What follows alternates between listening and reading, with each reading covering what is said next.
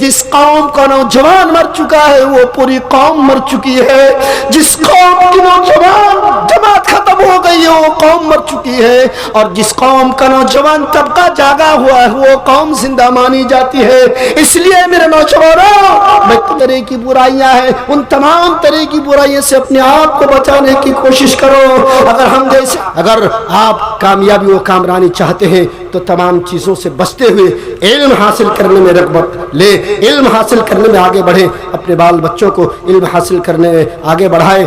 آپ چاہے اسکول میں پڑھائیں، مدرسے میں پڑھائیں، وہ آپ کی مرضی ہے، لیکن مسلمان ہونے کے ناطے کم سے کم حلال اور حرام کی تمیز آپ کی اولاد کو ہو، آپ کے بچے کو ہو۔ بسم اللہ الرحمن الرحیم قل يا أهل الكتاب تعالوا إلى كلمة سواء بيننا وبينكم ألا نعبد إلا الله وقال الله تعالى في موضع آخر أعوذ بالله من الشيطان الرجيم يا أيها الذين آمنوا لا تقربوا الصلاة وأنتم سكارى حتى تعلموا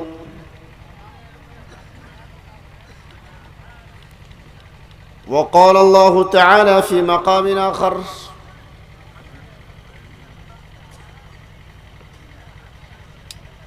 أفمن هذا الحديث تعجبون وتضحكون ولا تبكون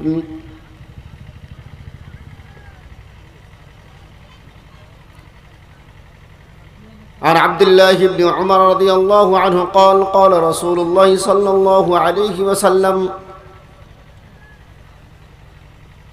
من شرب الخمر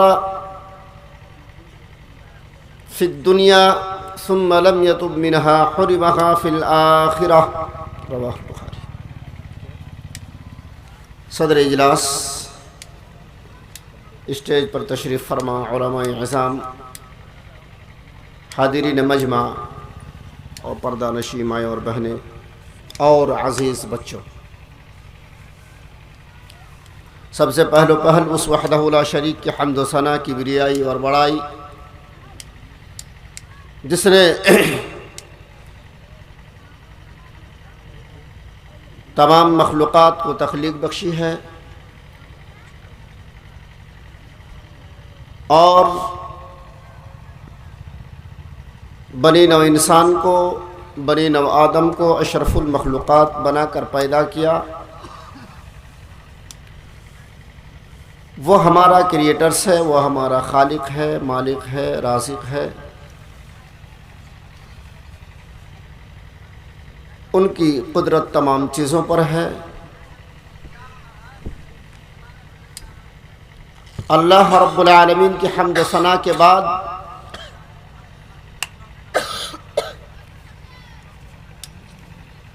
سرزمین کے ذرات سے بھی زیادہ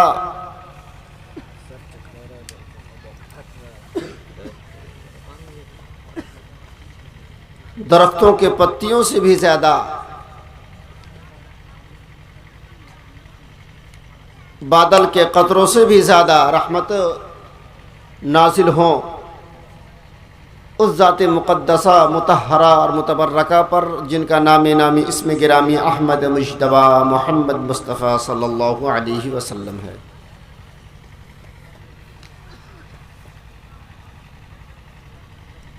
میں نے آپ حضرات کے سامنے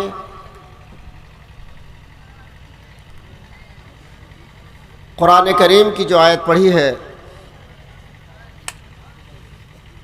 علماء کرام تو سمجھ گئے ہوں گے کہ آج جو میں جس موضوع پر لب کشائی کرنا چاہتا ہوں یا جس موضوع کے تحت بولنے کی جرأت کر رہا ہوں وہ کون سا موضوع ہے، لیکن کمیٹی سے جب میری بات ہوئی ہلکا سا اشارہ مجھ کو ملا تھا کہ آپ ایک موضوع طے کریں۔ بہت سارے مقرر ہوں گے. تو میں نے کہا تھا کہ اسلام اور ہندو دھرم میں جو یکسانیت ہے اس میں میں بولوں گا انشاءاللہ العزیز، لیکن کمیٹی کی طرف سے ایک اشارہ اور ملا مجھ کو کہ اصلاح معاشرے پہ تھوڑا سا دھیان دیجیے گا. بہرکیف آج جو میں آپ لوگوں کے سامنے اصلاح معاشرے کو سامنے رکھتے ہوئے جو بھی باتیں کروں گا، میں کوشش یہ کروں گا کہ اس چیز کے بارے میں قرآن اور حدیث کے اندر کیا ہے، وید و پران کے اندر کیا ہے. میرے دوست اور بزرگوں، مولانا تنویر صاحب اسی گاؤں کے ہیں نا. اکثر ایسا ہوتا ہے کہ جب میرے گاؤں میں پروگرام ہوتا میں ہی کہیں نہ کسی دوسرے گاؤں میں پروگرام میں ہوتا ہوں، اور ہمارے بھائی تنویر صاحب کا ایک پروگرام میں ملاقات ہے میری ان سے، لیکن کچھ دن ہو گئے، ایک عرصہ گزر گیا لگ بھگ. اس کے بعد بنگالی مقرر تو شیخ ایک پروگرام میں کئی ایک ہوتے ہیں، لیکن چترویدی لوگ ایک پروگرام میں خاص طور سے زیادہ تر ایک ہوتے ہیں. اس لیے بھائی تنویر سے ہماری ملاقات کئی بار ہے، لیکن اتفاق ہے آج کہ دیکھیے آج میں ان کے یہاں آیا پروگرام میں تو وہ گاؤں میں نہیں ہے، جب وہ میرے یہاں گئی تو میں بھی دوسری جگہ پروگرام میں تھا. کئی سال پہلے ایسا ہوا، آ کے پتہ چلا کہ تنویر صاحب میرے گاؤں آئے تھے، آج میں ان کے یہاں آیا ہوں، وہ آج غائب ہیں. تو خیر یہ اللہ کی مصلحت، اللہ کی مرضی ہے. الحمدللہ اللہ ان کو اور ترقی دے، ان کی عمر کو دراز کرے، ان کے علم کو بڑھائے، ہر اعتبار سے اللہ ان کو ترقی دے، آمین. دوستوں اور بزرگوں، ابھی جیسے آپ لوگوں نے سنا ہوگا بہار کے سرزمین میں نتیش کمار جی نے شراب کے اوپر بڑی نکیل کسی ہے نشے، سنا ہوگا آپ لوگوں نے نئے طور پر کہ شراب بندی. لیکن ہم یہ کہہ رہے ہیں کہ یہ جو شراب کے اوپر پابندی لگائی جا رہی ہے بار بار، یہ شراب پابندی لگانے کی وجہ سے شراب کی جو ڈیلیوری ہے وہ کم ہے، ایسی بات نہیں ہے، ایسا نہیں ہے. قانون تو بنایا جا رہا ہے، نکیل کسی جا رہی ہے، اور قانون کا جو باغ ڈور ہے نتیش کمار جی اپنے ہاتھ میں لے رہے ہیں، اور باغ ڈور کا اپنے اعتبار سے اپنے حساب سے استعمال کرنے کی کوشش بھی کر رہے ہیں. لیکن میں کہتا ہوں کہ نتیش کمار جی آپ ناکام ہیں اپنے قانون میں. کیوں کہ جب بہار کے اندر، اس سے پہلے بھی کئی سالوں سے میں سن رہا ہوں، 5-6 سال پہلے ہی سے، کہ بہار کے اندر جو ہے شراب بندی بند ہو گئی. ہاں فائدہ تو ضرور ہے، اس میں فائدہ اس میں ضرور ہوا ہے کہ جب سے شراب کے اوپر بہار کی سرزمین میں پابندی لگائی گئی ہے، دیکھیے گرم پانی ہو تھوڑا سا، آواز نہیں رہی ہے، پابندی لگائی گئی ہے، تو بہار کے اندر اور اسٹیٹس کے مقابلے میں اور راجیوں کے مقابلے میں پورے ہندوستان میں جتنے ایکسیڈنٹ اور دوسرے راجیوں اسٹیٹس میں ہوتے ہیں اس کے مقابلے میں بہار میں اس کی تعداد، اس کی جنریشن، اس کی مطلب جن سنکھیا جو ہے گھٹ گیا ہے، اور اس کی تعداد کم ہو گئی ہے کہ لوگ ایکسیڈنٹ سے بہار میں موتیں کم ہو رہی ہے. کیوں؟ شراب کے اوپر پابندی لگائی گئی. لیکن نقصان کہاں پہ زیادہ اور گھاٹا کہاں، اور نتیش کمار ناکام کہاں ہے؟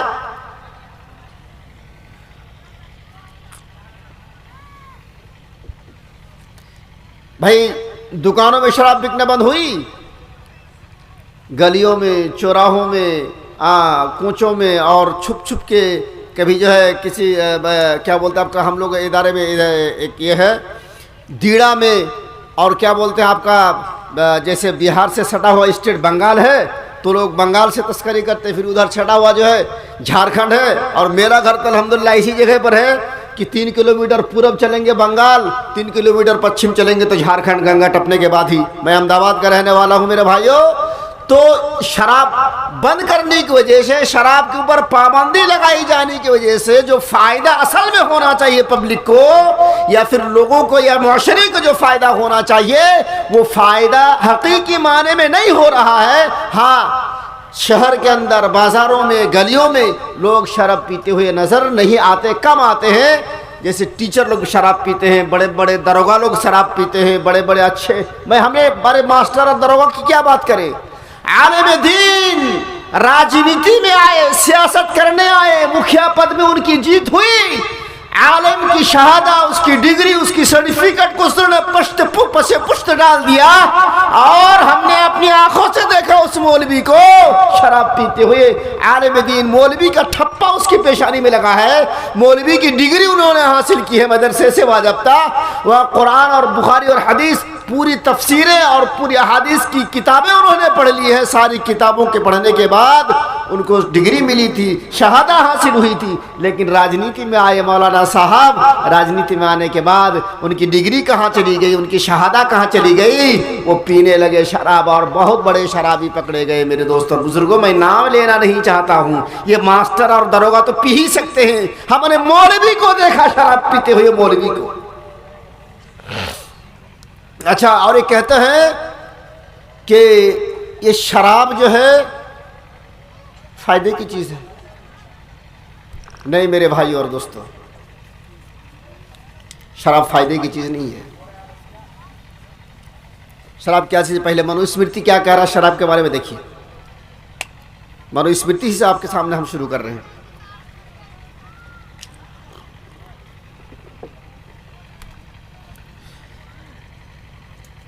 सुरावैकमल मन्नानां पापमा चमल मुत्मते तस्माद् ब्रह्मण राजन्वेष्यस्य न सुरं पिबेत्।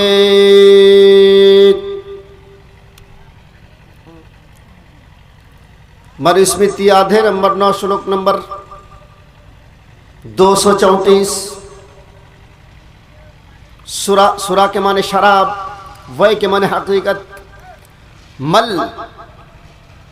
मल मन नाम, मल के माने गंदगी, अन्ना, अन्ना यानी अन्न जिसको बोलते हैं अनाज, मल मन्ना नाम, मलम जोड़ अन्ना नाम, मल इक्वल टू मन्ना नाम, मल मन्ना नाम यानी अनाज की गंदगी। मल के माने गंदगी और अन्न के माने रोजी रोटी, गल्ला जिसको बोलते हैं।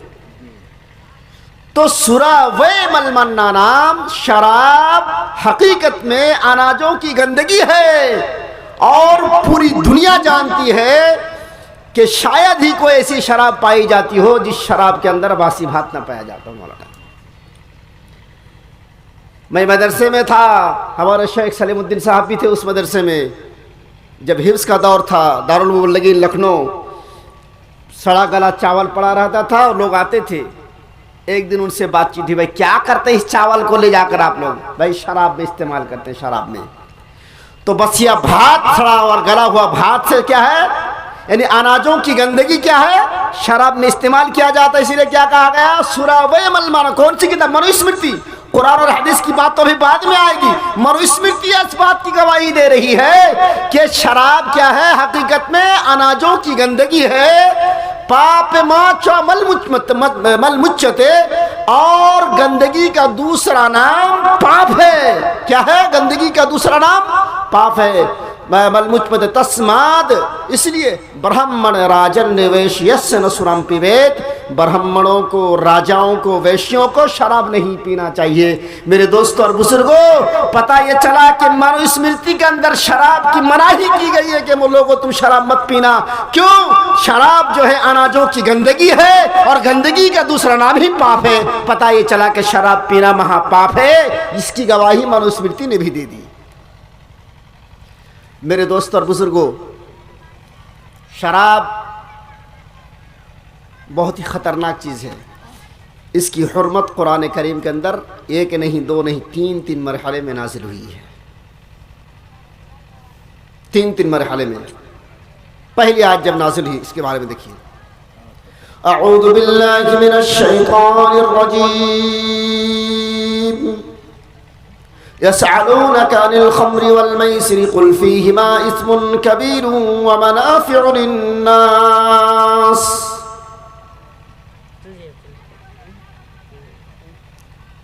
ये यहूदी और ईसाई लोग, मुशरिकीन मक्का या और लोग, उसमें मुसलमान भी शामिल थे, شراب اور جوئے کے بارے میں آپ سے سوال کرتی ہے، یسألونک عن الخمر والمیسر قل فیہما اسم کبیر ومنافع للناس۔ اے نبی آپ ان کو بتا دیں، ان کو خبر دے دیں، فیہما اسم کبیر ومنافع للناس، ان دونوں چیزوں کے اندر، شراب اور جوئے کے اندر گناہ بھی ہے اور لوگوں کے لیے کچھ فائدے بھی ہیں۔ اسمہما قل فیہما اسمہما ومنافع للناس ومنافع للناس، شراب اور جوئے کے اندر فائدہ بھی ہے، شراب اور جوئے کے اندر گناہ بھی ہے اور لوگوں کے لیے کچھ فائدے بھی، ومنافع للناس، لیکن لوگوں کے اندر جو فائدہ اگر نقصان کی بات کہی گئی، قرآن نے اس چیز کو آگے کلیئر کر دیا، وَإِثْمُهُمَا أَكْبَرُ مِن نَّفْعِهِمَا۔ اے لوگو، اے نبی آپ لوگوں کو اس بات کا بھی اعلان کر دیں، اس بات کو بھی بتا دیں کہ شراب اور جوئے کے اندر جتنے فائدے اس سے زیادہ کہ اس کے نقصانات ہیں، اس سے زیادہ اس کے بڑے گناہ پائے جاتے ہیں۔ وَإِثْمُهُمَا أَكْبَرُ مِن نَّفْعِهِمَا۔ میرے دوست اور بزرگوں، پتہ یہ چلا کہ شریعت کسی بھی ایسی چیز کو اور لینے سے منع کر دیتی ہے جس چیز کے اندر شرعی حیثیت کے اعتبار سے محمد کی نظر میں، اللہ کی نظر میں جس چیز میں زیادہ نقصان ہے اس چیز کو اپنانے سے اسلام منع کرتا ہے۔ ہاں ہو سکتا ہے کہ تھوڑی دیر کے لیے بدن کے اندر چستی آ جائے، پھرتی آ جائے، سرور آ جائے، تھوڑی دیر کے لیے ہمیں لطف آ جائے، مزہ آ جائے، لیکن قرآن نے اس بات کا اعلان کیا کہ جوئے اور شراب کے اندر جتنا فائدہ نہیں اس سے زیادہ کئی نقصان ہے۔ اسی لیے تو قرآن نے اس بات کا اعلان کر دیا نبی کے ذریعے سے، وَإِثْمُهُمَا أَكْبَرُ مِن نَّفْعِهِمَا۔ اے نبی آپ لوگوں کے سامنے اس بات کا اعلان بھی کر دیں، ہو سکتا ہے کہ تھوڑی دیر کے لیے جوئے کے اندر فائدہ حاصل ہو جائے، ہو سکتا ہے کہ تھوڑی دیر کے لیے شراب پینے سے انسان کو فائدہ حاصل ہو جائے، ہو سکتا ہے کہ انسان شراب پینے کے بعد تھوڑی دیر کے لیے مست ہو جائے، تھوڑی دیر کے لیے اس کے بدن کے اندر چستی آ جائے، تھوڑی دیر ایک لمحہ، ایک سیکنڈ، ایک گھڑی کے لیے اس کے اندر پھرتی آ جائے، وہ انسان پھرتیلا اپنے آپ کو محسوس کرے، لیکن نہیں، یہ نہیں ہو سکتا۔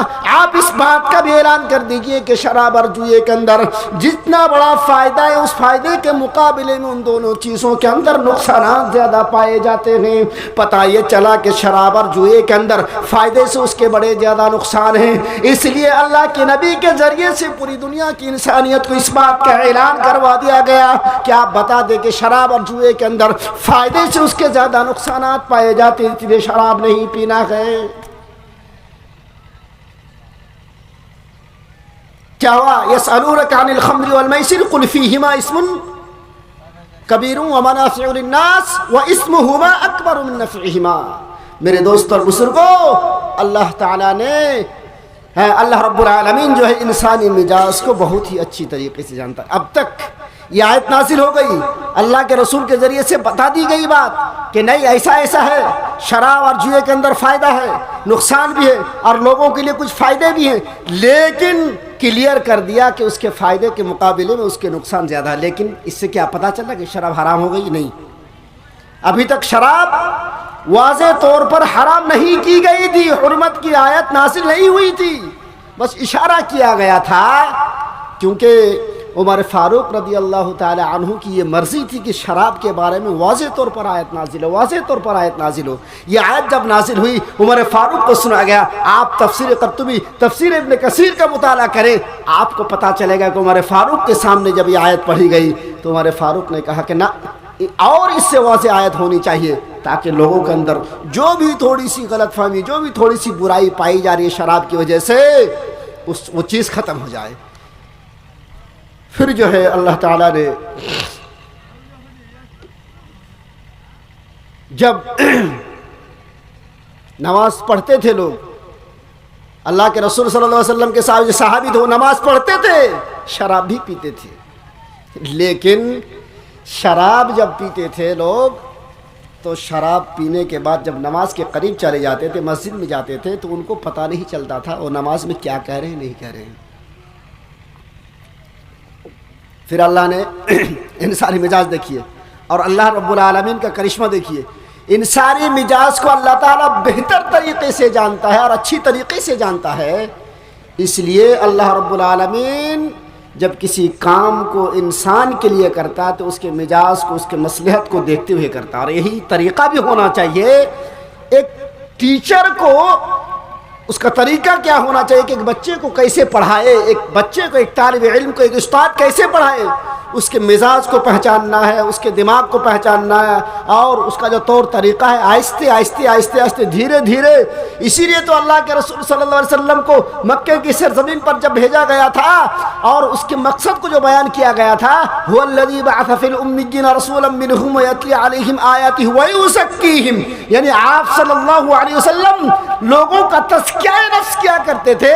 لوگوں کے اندر جو برائیاں پھیل چکی تھی، لوگوں کے اندر جو غلطیاں پائی جاتی تھی، لوگوں کے اندر جو لغزشیں پائی جاتی تھی، ان تمام تر چیزوں کو ختم کرنا آپ کا مقصد تھا. ان تمام تر برائیوں سے سماج کو بچانا، ایک اچھی سوسائٹی کی تشکیل کرنا، ایک اچھا معاشرہ بنانا، یہ آپ کا مقصد تھا. اور وہ مقصد کہاں پورا ہوا آپ کا؟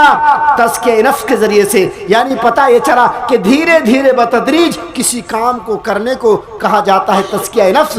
اور باب تفعیل کے اندر ایک خاصیت یہ پائی جاتی ہے کہ آہستہ آہستہ دھیرے دھیرے بتدریج کسی کام کو کرنا، یہ باب تفعیل کی خاصیت بھی ہے. اور تزکیہ نفس کا جو سیگا اور جو مصدر ہے وہ باب تفعیل ہی کا مصدر ہے. میرے دوستوں اور بزرگوں، اللہ کے رسول صلی اللہ علیہ وسلم کے ذریعے سے شراب کے اوپر بڑی نکیل کس دی اللہ تعالیٰ نے، اور دوسری آیت نازل فرمائی. کیوں؟ نماز کے جب قریب جاتے تھے، مسجد میں لوگ شراب پی کے چلے جاتے تھے. شراب کی حرمت پورے طور پر نازل نہیں ہوئی تھی، لیکن جب نماز میں چلے جاتے تھے اور ان کی نماز خلط ملط ہو جاتی تھی، سورت جو ہے، جو سورت پڑھتے تھے وہ سورتیں ان سے گڑمڑ ہو جاتی تھی، پھر اللہ تعالیٰ نے پورے طور پر آیت نازل کی. یا ایھا الذین آمنوا لا تقربوا الصلاة وانتم سکارى حتى تعلموا ما تقولون. اے لوگو، تم نماز کے قریب بھی نہ جانا. یا ایھا الذین آمنوا لا تقربوا الصلاة وانتم سکارى، اس حال میں کہ تم نشے کی حالت میں ہو. حتی تعلموا ما تقولون، یہاں تک کہ تم اس بات کو سمجھ نہ لو، جان نہ لو. تم نماز میں جس بات کو کہہ رہے ہو، یا نماز میں جو سورت تمہاری زبان سے نکل رہی ہے، جس سورت کی تلاوت تم نماز کی حالت میں کرتے ہو، نماز قائم کر چکے ہو، پڑھ رہے ہو، سینے میں ہاتھ باندھے ہوئے ہو، تمہاری زبان سے کون کون سی دعائیں نکل رہی ہیں، کیا کیا تم اپنی زبان سے نکل رہے ہو، کون کون سی سورت تم پڑھ رہے ہو، اس چیز کو جب تک تم صحیح طریقے سے سمجھ نہ لو، تم نماز کے قریب نہ جانا. میرے دوستوں اور بزرگوں، پتہ یہ چلا کہ اللہ رب العالمین نے یہ نہیں کہا کہ یا ایھا الذین آمنوا لا تقوموا بالصلاۃ، تم نماز کو قائم نہ کرو. اللہ نے یہ نہیں کہا، بلکہ یہ کہا کہ تم نماز کے قریب بھی نہ جاؤ. یعنی مسجد کے اندر جانے ہی سے منع کیا جا رہا ہے کہ مسلمانوں، تم شراب پینے کے بعد جب تم کو نشہ آ جائے تو نشے کی حالت میں تم مسجد کے اندر نہ جانا. نماز تو قائم کرنے کی بات الگ ہے، نماز قائم کرنے کی بات تو دور کی ہے، درکنار کی بات ہے. تم نماز کے مسجد کے نماز کے قریب ہی نہ جانا. میرے دوستوں اور بزرگوں، اس طرح یہ آیت اس پس منظر میں آیت نازل ہوئی کیونکہ تفسیر ابن کثیر کے مطالعے سے ہمیں بہت طرح کی بات پتہ چلتی ہے. عبد الرحمن ابن عوف، ایک انصاری صحابی عبد الرحمن ابن عوف، یہ آیت مدینے کے اندر نازل ہوئی. اور میں آپ کو بتاتا چلوں، مکہ کی سرزمین میں اللہ کے رسول صلی اللہ علیہ وسلم کو نبوت ملنے کے بعد 13 سالہ زندگی آپ نے گزاری. پھر مشرکین مکہ کے ظلم و ستم کی وجہ سے، ان کے ظلم و ستم کے پہاڑ توڑے جانے کی وجہ سے، ان کے ظلم کی شدتوں کی وجہ سے آپ کو مدینے کی طرف ہجرت کرنا پڑا تھا. وہ مسئلہ الگ ہے، لیکن 13 سالہ زندگی آپ نے مکے کی سرزمین کے اوپر گزاری. وہاں پہ آپ کی جو آیتیں نازل ہوئی، جو صورتیں نازل ہوئی، وہاں پہ ہولناکیوں کے بارے میں، قیامت کی ہولناکیوں کے بارے میں، وہاں پہ اللہ رب العالمین نے لوگوں کو وعیدیں سنائی، دھمکیاں دی، شرک و بت پرستی سے منع کیا، رسالت کو ماننے سے انکار کرنے سے، جو لوگ نہیں مانتے تھے اس کو اقرار کرنے کا حکم دیا. اللہ رب العالمین اپنی وحدانیت کی دعوت دینے کے لیے کہا، اپنی فردانیت کی بات کرنے کا آدیش دیا، اپنی حقانیت کی بات کرنے کا آدیش دیا. لیکن یہ تمام تر احکامات کی آیتیں جو نازل ہوئی مدینے کی سرزمین زمین میں نازل ہوئی۔ اللہ کے رسول صلی اللہ علیہ وسلم مدینے میں جب چلے گئے ہجرت کر کے، وہاں پہ تمام طرح کی آیتیں نازل ہوئیں۔ کون طرح کی آیت، کس طرح کی آیتیں؟ احکامات کے بارے میں جتنی بھی آیتیں نازل ہوئیں وہ آیتیں مدینے میں نازل ہوئی۔ شراب کے بارے میں جو آیتیں نازل ہوئیں، شراب کی حرمت کے بارے میں جو آیتیں نازل ہوئیں، وہ تمام کی تمام آیتیں مدینے کے اندر نازل ہوئی۔ یہ آیت بھی مدینے کے اندر ہے۔ عبد الرحمن ابن عوف ایک صحابی ہیں جنہوں نے کچھ لوگوں کو دعوت دی۔ دعوت دینے کے بعد دعوت میں لوگ کھانا کھاتے ہیں، پیتے ہیں۔ عبد الرحمن ابن عوف کا ترمذی کا واقعہ وہ جملہ استعمال کرتے کہ ہم لوگوں نے خوب کھایا اور خوب کھایا، اس کے بعد کھانے کے بعد خوب پیا، یعنی شراب کا دور چلا، شراب پینے کا دور چلا، پھر خوب پیا بھی، اور پینے کے بعد ہم لوگوں کو نشہ آنے لگا، ہم لوگ ایک دوسرے کے اوپر فخر کرنے لگے۔ اس کے بعد کیا ہوتا ہے کہ نماز کا وقت آ جاتا ہے۔ نماز کا وقت آتا ہے تو ایک صحابی کو امام بنا دیا جاتا ہے کہ آپ نماز پڑھائیں۔ میرے دوست اور بزرگ، وہ صحابی آگے بڑھ جاتے ہیں نماز پڑھانے کے لیے۔ ذرا غور کرے، حتی تعلموا ما تقولون، تم اس وقت تک نماز کے قریب نہ جانا جب تک تم اپنے آپ میں سمجھ نہ سکو کہ تم اپنی زبان سے کیا کہہ رہے ہو۔ میرے دوست اور بزرگوں، وہ صحابی آگے بڑھ جاتے ہیں۔ آگے بڑھنے کے بعد سورہ فاتحہ تو پڑھ لیے جاتے ہیں، اس کے بعد سورہ کافرون کی تلاوت شروع کرتے ہیں۔ قل یا ایھا الکافرون لا اعبد ما تعبدون، قل یا ایھا الکافرون پہلی آیت۔ دوسری آیت جو سورت کے اندر ہے، لا اعبد ما تعبدون، اے نبی آپ تمام کافروں سے، مشرکوں سے کہہ دیں، لا اعبد ما تعبدون، میں اس چیز کی عبادت نہیں کرتا ہوں جس چیز کی عبادت تم لوگ کر رہے ہو۔ یہ آیت اصل میں ہے، لیکن صحابہ کرام نشے کی حالت میں آ جاتے ہیں اور کہتے ہیں قل یا ایھا الکافرون نحن نعبد ما تعبدون، یعنی ہم لوگ بھی اس چیز کی عبادت کرتے ہیں جس چیز کی عبادت تم لوگ کرتے ہو، یعنی جن مورتیوں کی عبادت تم لوگ کرتے ہو ہم لوگ بھی اسی انہی مورتیوں کی عبادت کرتے ہیں۔ شراب پینے کے بعد نشے کی حالت میں نماز میں امامت کرنے کے لیے جاتے ہیں، آگے بڑھتے ہیں، اور یہ معاشرہ، یہ واقعہ پیش آتا ہے۔ اور یہ کیا بولتے ہیں، تفسیر ابن کثیر کے اندر یہ بات بتا دی گئی کہ یہ اس آیت، اس پس منظر میں آیت نازل ہوئی کہ جب نماز پڑھنے کے لیے لوگ کھڑے ہوتے تھے تو ان کو پتہ نہیں چلتا تھا کہ اپنی نماز میں وہ کیا کہہ رہے ہیں اور کیا کہیں گے، کیا نہیں کہہ رہے ہیں، کچھ ان کو سمجھ میں نہیں آتا تھا۔ اسی لیے تو اللہ تعالیٰ نے کہا کہ تم اس وقت تک نماز کے قریب نہ جانا، اس وقت تم ارادہ بھی نہ کرنا کہ تم نماز پڑھنے کے لیے مسجد کے اندر جاؤ گے، جب تک تمہارے ذہن میں، جب تک تم اچھی طریقے سے اس بات کو سمجھ نہ لو کہ تم اپنی زبان سے کس بات کو کہہ رہے ہو، تمہاری زبان سے کون سی صورت نکل رہی ہے، تمہاری زبان سے کس کس طرح کی بات نکل رہی ہے، اب تک تم اپنے آپ میں سمجھنے نہ لگو تب تک تم نماز کے قریب نہ جانا۔ اسی لیے تو کہا گیا یا ایھا الذین آمنوا لا تقربوا الصلاۃ وانتم سکارا، پہلی چیز تو یہ کہا کہ تم نشے کی حالت میں نماز کے قریب نہ جانا۔ اس کے بعد دوسرا جو مرحلہ اس آیت کے اندر بتا دیا گیا، دوسری بات یہ بتا دی گئی، نماز کے قریب تو جانا ہی نہیں، لیکن یہ بات اور بھی سمجھ لو، حتی تعلموا ما تقولون، پتہ یہ چلا کہ شراب پینے کے بعد جب تک تم صحیح طریقے سے ہوش میں نہ آ جاؤ تب تک نماز کے قریب نہ جانا۔ کیوں میں کہہ رہا ہوں یہ بات؟ اس لیے کہہ رہا ہوں کہ قرآن نے اس بات کو کلیئر کر دیا، حتی تعلموا ما تقولون، اے لوگو یہاں تک کہ تم جس بات کو اپنی زبان سے کہہ رہے ہو، جو سورت تمہاری زبان سے نکل رہی ہے، جس سورت کی تم تلاوت کر رہے ہو، وہ سورت جب تک تم کو صحیح طریقے سے سمجھ میں نہ آ جائے، جب تک تم اس کو سمجھنے نہ لگو تب تک نماز کے قریب نہ جانا۔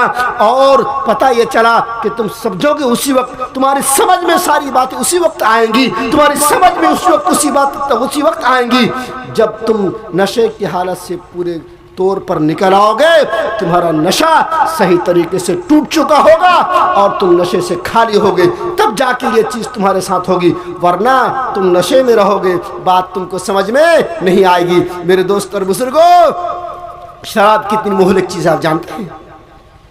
اللہ کے رسول صحابی لوگوں کو کہہ دیتے تھے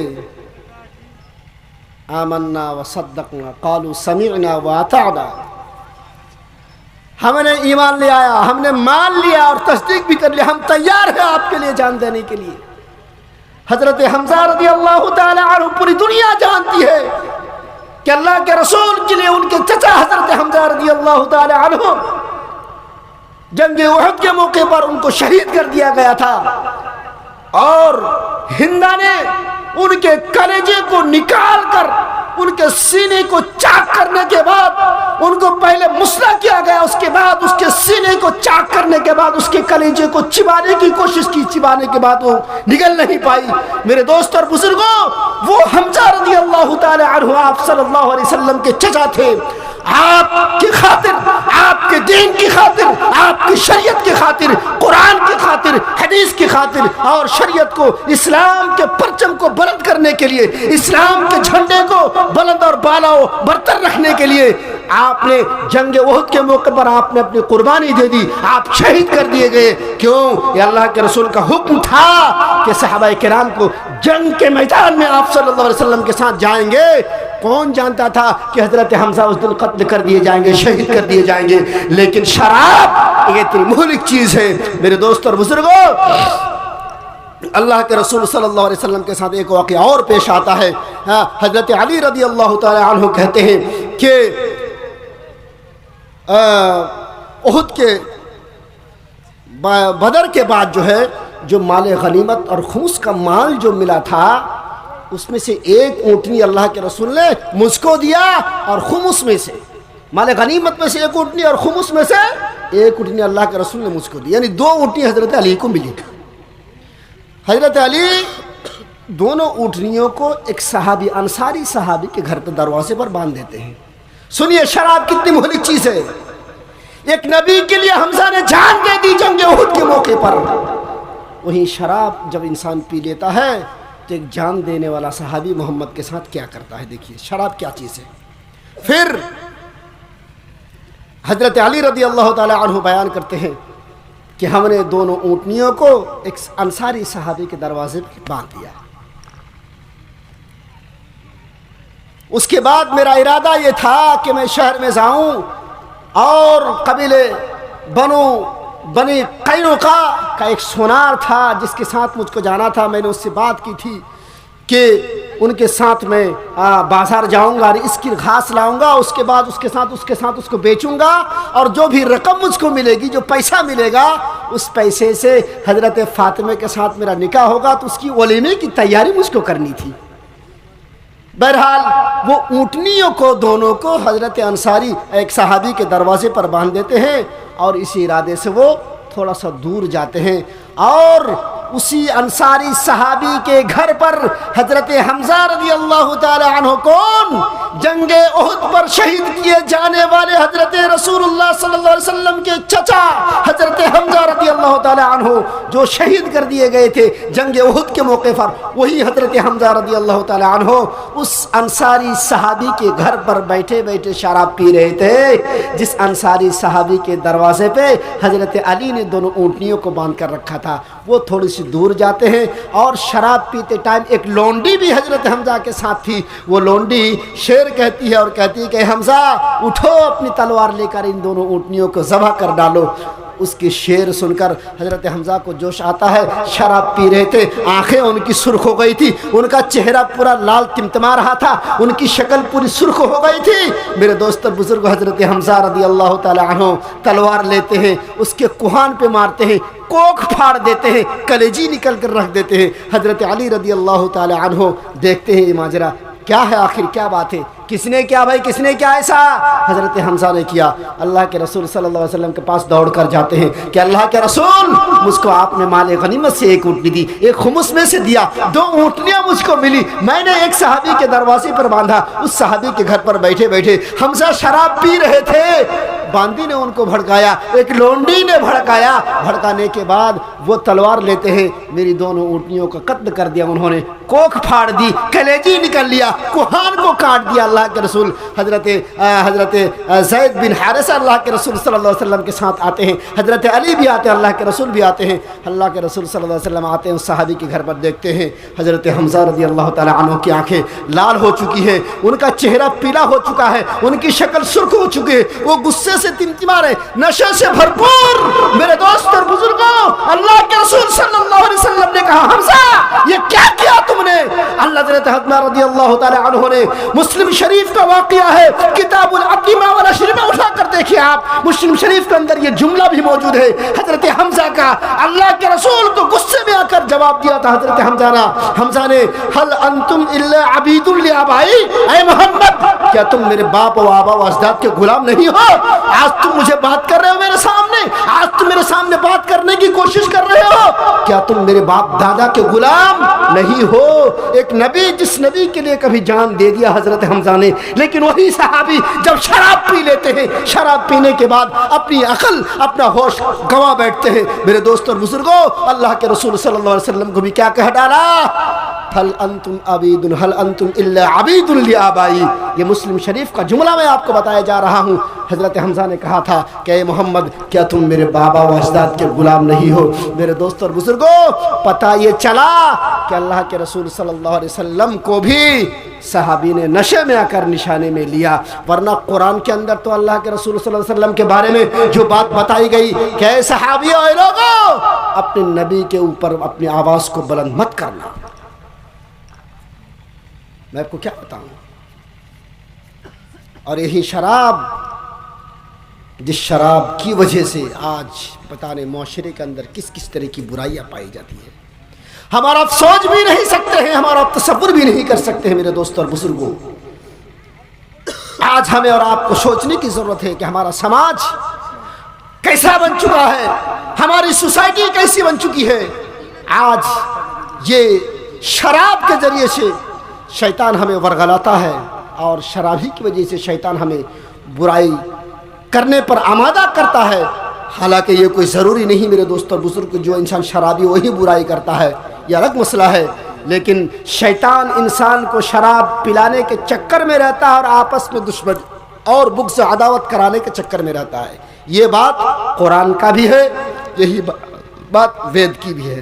ہریت سوپیتا سویدھینت درمدا سونا سورایم، رگ وید منڈل نمبر 8 سکت نمبر 12 منتر نمبر 2۔ ہریتسو، ہردے کے اندر، پیٹ کے اندر، دل کے اندر، پیتا سو پینے والے کے، یدھینتے جنگ کرتی ہے، یدھ کرتی ہے، لڑائی کرتی ہے۔ ہریتسو پیتا سویدھینتے درمدا سونا سورایام، درمد کے معنی دشٹ خراب، سورایام کے معنی شراب، درمدا سونا سورایام۔ جب کوئی انسان شراب پی لیتا تو شراب اس کے پیٹ کے اندر جا کر، ہردے کے اندر جا کر دشٹتا کرنے پر مجبور کرتی ہے شراب۔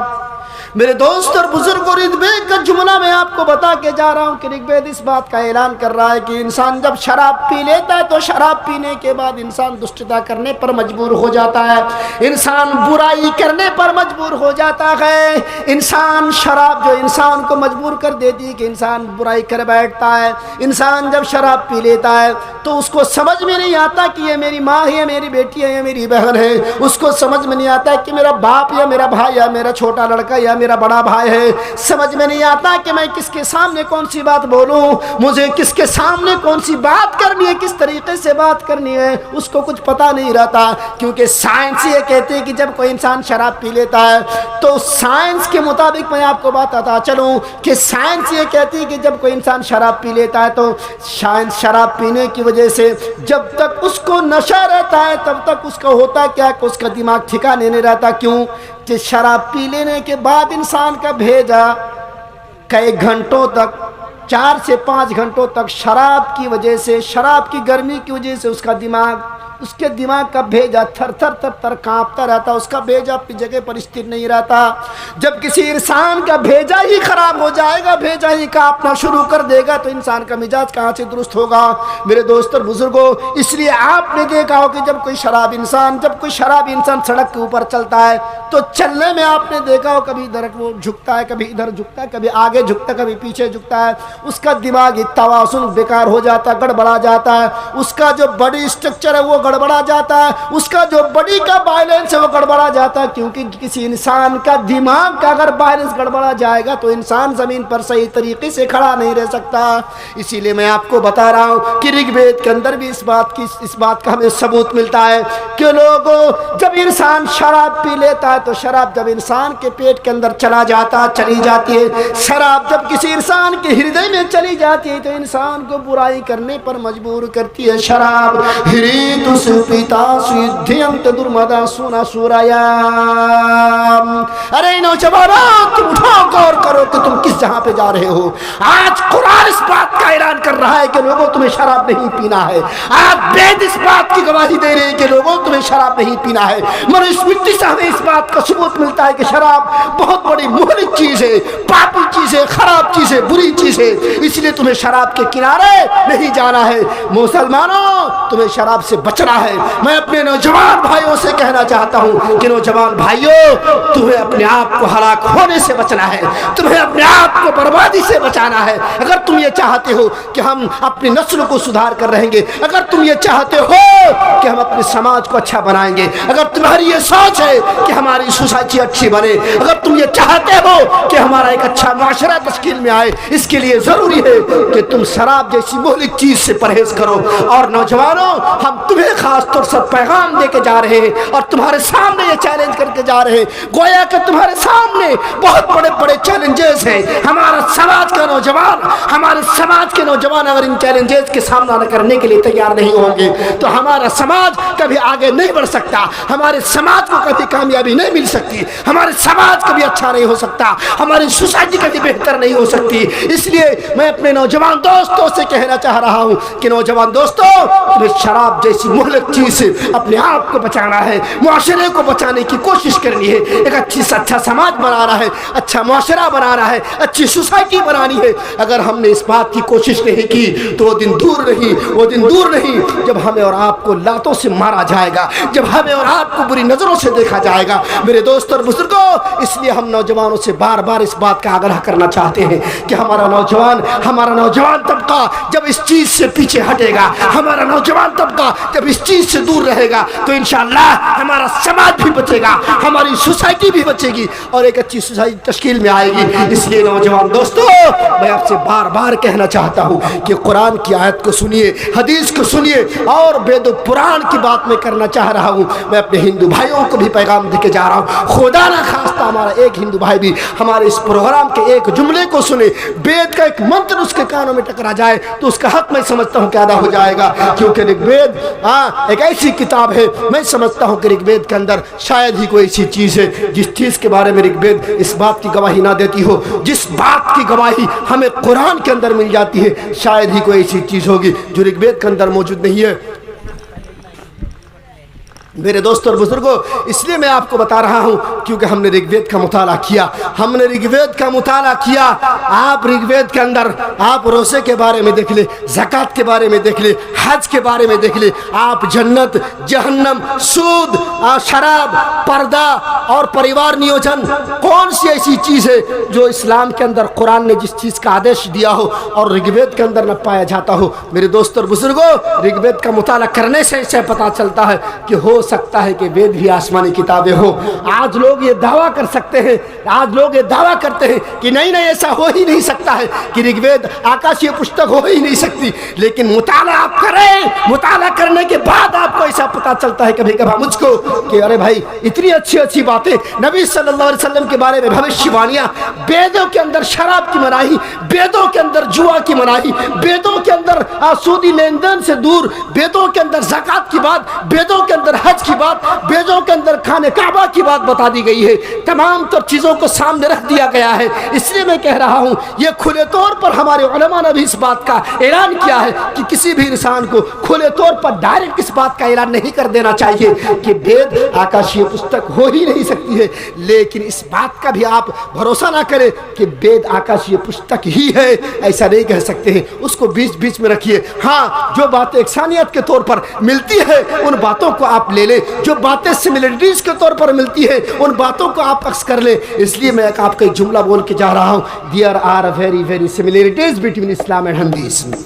اسلام اور ہندوازم کے درمیان بہت طرح چیزیں ایسی ہیں جن چیزوں کے اندر ایکسانیت پائی جاتی ہے۔ میرے دوست اور بزرگوں، میں آخری چیز میں آپ کے سامنے رکھنا چاہ رہا ہوں کہ شراب، وید نے کیا کہا کہ شراب جب انسان کے اندر، پیٹ کے اندر جاتا ہے تو انسان کو دشٹتا، برائی کرنے پر مجبور کر دیتی ہے شراب۔ قرآن نے بھی اس بات کا اعلان کیا ہے، اعوذ باللہ من الشیطان الرجیم، انما یرید الشیطان ان یوقع بینکم العداوۃ والبغضاء فی الخمر والمیسر ویصدکم عن ذکر اللہ۔ شیطان یہ چاہتا ہے کہ تمہیں شراب پلائے، شیطان یہ چاہتا ہے کہ تمہیں جوا کھلائے اور تمہارے دونوں بھائیوں کے درمیان آپس میں دشمنی، عداوت اور بغض پیدا کرے اور اللہ کے راستے سے تمہیں روکے، نماز سے روکے، زکوٰۃ سے روکے، اللہ کے تذکرے سے روکے، حج سے روکے۔ میرے دوست اور بزرگوں، قرآن نے جس بات کا اعلان کیا کہ شیطان تمہیں شراب پلا کر آپس میں دونوں بھائیوں کے بیچ دشمنی کرانا چاہتا ہے، وید نے بھی اس بات کی گواہی کر دی کہ شیطان، جب انسان شراب پیتا ہے تو انسان برائی کرنے پر مجبور ہو جاتا ہے۔ اس لیے میرے دوست اور بزرگوں، اللہ رب العالمین نے آخر میں یہ آیت بھی نازل کر دی، اور یہ آیت بھی عمر فاروق کو ہڑبڑی ہو گئی، مجھے موقع نہیں ملا۔ بہرحال ایک آدھ گھنٹہ یا پونے گھنٹے کا ٹائم میرے لیے شاید فکس تھا، ٹائم آ گیا ہے۔ میں سوچ رہا تھا کہ کچھ دل کھول کے میں بات کروں گا شراب کے بارے میں اور اصلاحی معاشرے کے بارے میں اور طرح کی باتیں۔ آج جو شادی بیاہ کے موقع پر ڈی جے، آلات موسیقی کا استعمال، لڑکیوں اور لڑکیوں کا ڈانس کرنا اور یہ شراب پینا، دونوں مست ہو کر مگن ہو جانا، ارے کہاں کی شریعت ہے نوجوانوں؟ میں تمہارے لیے آیا ہوں آج اسلامی معاشرے کے بارے میں بولنے کے لیے، پوری تیاری کے ساتھ میں آیا تھا۔ آج میں تمہیں پیغام دے کے جاتا کہ آلات موسیقی شریعت اسلامیہ کے اندر حرام ہے، اس کا کوئی ثبوت ہمیں نہیں ملتا۔ آلات موسیقی کا استعمال شیطانی کام ہے میرے دوستوں اور بزرگوں۔ نوجوانوں، تم کہتے ہو کہ ڈھول کے بارے میں کہاں کچھ کہا، گانے کے بارے میں کہاں کچھ کہا، میوزک کے بارے میں کہاں کچھ کہا۔ ارے سنو تو صحیح، آؤ تو صحیح، تم پیغام تو سنو قرآن کا، تم پیغام تو سنو حدیث کا، تم پیغام تو سنو سائنس کا کہ ڈھول اور تاشے سے ہارٹ میں کیا اثر پڑتا ہے، ڈھول اور تاشے سے شرک کے بارے میں شریعت کیا کہتی ہے، آلات موسیقی کے بارے میں قرآن کیا کہتا ہے۔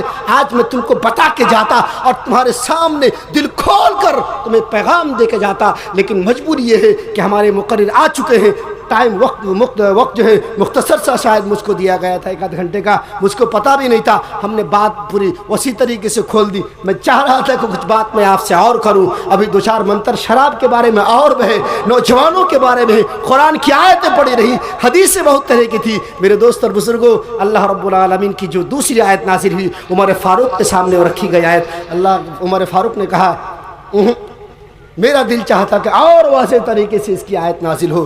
آخر میں اللہ رب العالمین نے وہ والی آیت نازل فرمائی، سورہ مائدہ کی آیت نمبر شاید کہ 90-91، یا ایھا الذین آمنوا انما الخمر والمیسر والانصاب والازلام رجس من عمل الشیطان فاجتنبوہ لعلکم تفلحون۔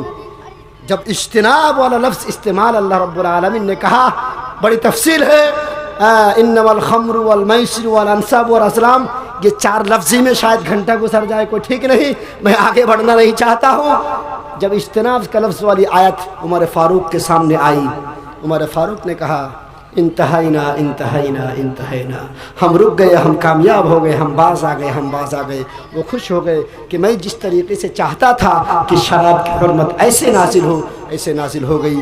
میرے دوست اور بزرگوں، اللہ کے رسول صلی اللہ علیہ وسلم نے ایک حدیث میں آپ کو سناتا چلوں، وید کی بات ہو گئی، قرآن کی بات ہوئی، حدیث کا بھی میں حق ادا کر دینا چاہتا ہوں کہ کیسے ہو سکتا ہے کہ وید و قرآن کی بات ہو جائے، قرآن کے بعد حدیث کا نمبر آتا ہے اور حدیث کا تذکرہ نہ ہو۔